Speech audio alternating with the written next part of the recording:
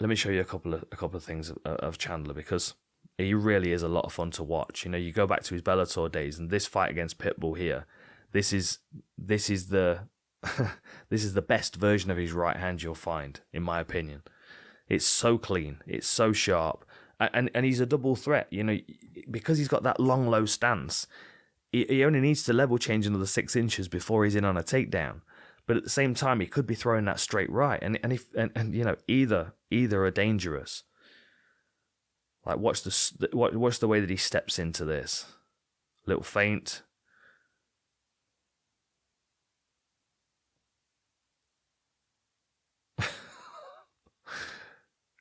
I mean, it's the kind of punch that you would throw on one of those punch machines, like to try and break the high score, but he's doing it on a person, and he's doing it on a good fighter as well. Like, the speed at which he moves, bang, on the chin. Opponent is marbleized. Done. Here it is one more time. And look how straight it is. I mean, he adjusts it slightly. From here, there's a little adjustment to bring his elbow up and to chamber his shoulder. Disguised with his lead hand. Throws his lead hand out. And now it's chambered and ready, and it's right next to his chin. And it's firing clean to his opponent's chin. And he's pushing off that back foot. This punch is rooted in that back foot. The power is now driving up through and into his opponent's chin. And he's thrown with so much power, almost like a shot put being launched, that the foot actually follows the punch off the ground. Once it's initiated, there's already a lot of power. It's already traveling with power now. And as it lands, game over. There's another one. Oh, I mean, it's just one of the cleanest right hands you'll ever see. Beautiful punch. And, you know, we saw the same thing against Sydney Outlaw as well. This one kind of landed on the side of the head. And you can just see what it does to his legs. It just stiffens his legs. He just drops. And then one more shot to the side of the head for good measure. Look how low he is. Like, it would be very, very easy to mistake that for a level change. You would be forgiven to be half sprawling at this point. The reason why this lands is because you can go back and watch the fights on YouTube. Throughout the opening minutes of this fight, Chandler was jabbing to the body. So every time he was dropping his level, Sydney Outlaw was getting touched to the body, and he was thinking, I'm going to counter him with that hook. And that's what he does. As he level changes, you can see Sydney Outlaw starting to throw his left hook here. He's starting to come over the top, but obviously he thinks his opponent's going to be lower down and that his head's going to be exposed because he's throwing his jab, and he's not. He's throwing that dangerous right hand. Right on the side of the head. Bang, one more.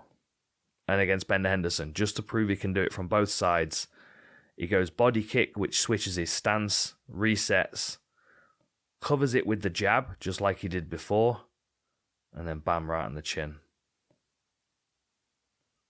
So it's so quick. Bang.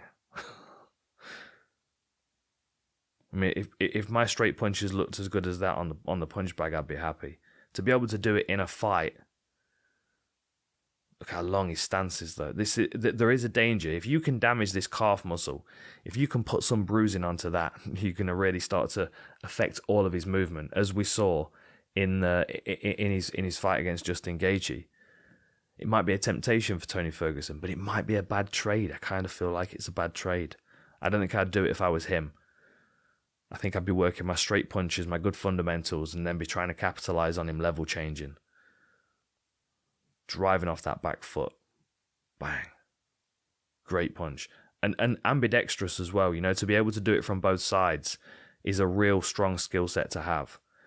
There's the possibility when Chandler steps forward like that he's not throwing the straight punch.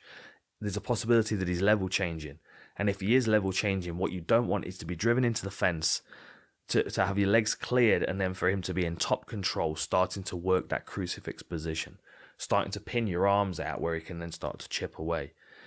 Most of the time what Chandler likes to do is he likes to cook his opponents on the floor and beat them up and make it unpleasant and start to get them to turn and, you know, try and get away, but in a more reckless fashion and a less calculated one.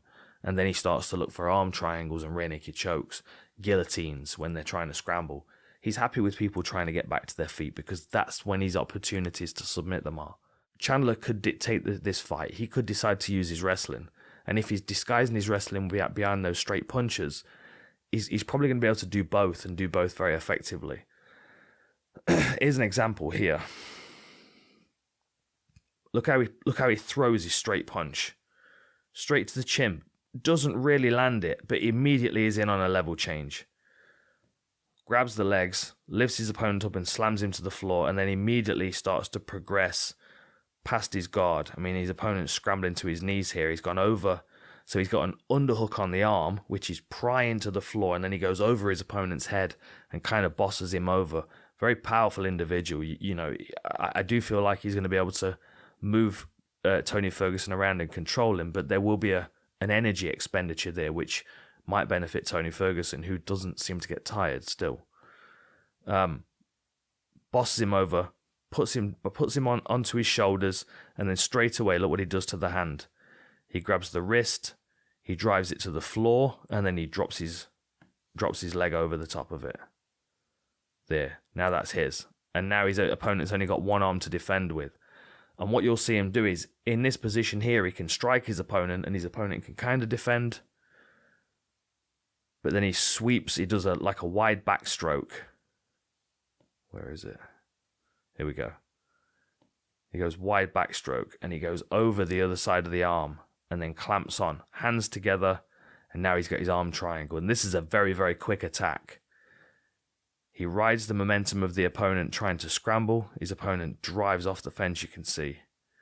He rides that, and as he runs back towards him, he goes straight over, passes past mount, and then he's on that arm triangle position. And again, powerful upper body, shorter arms than Tony Ferguson, which can be a benefit in these positions, and he's driving that shoulder into his opponent's throat at the same time as putting an immense amount of squeeze on his neck as well. And, you know, one of the best fights that you could watch is his war against Eddie Alvarez. Go and check this fight out. So, you know, by this point, he's got Eddie Alvarez on the floor. It's, you know, halfway through the fourth round. He passes. Eddie's so worn out. Picks up, drops his knee on, and then scoops his leg over, takes full mount. And then he starts to land some shots. And this is what I'm saying. He doesn't really intensely work for the submission. He'll just cook you and beat you up until you start to scramble and turn and do things that, you know, make you vulnerable, like he does here with Eddie. Like, he starts to threaten the neck here as Eddie's turning and keeps his hips really low. The key is how low he's keeping his body. Like, he is pressuring down into Eddie at this point. So there's no way that Eddie can, like, posture up and get to his knees.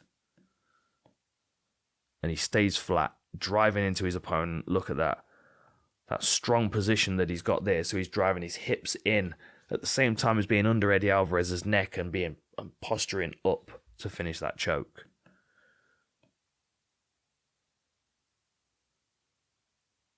Really nice finish.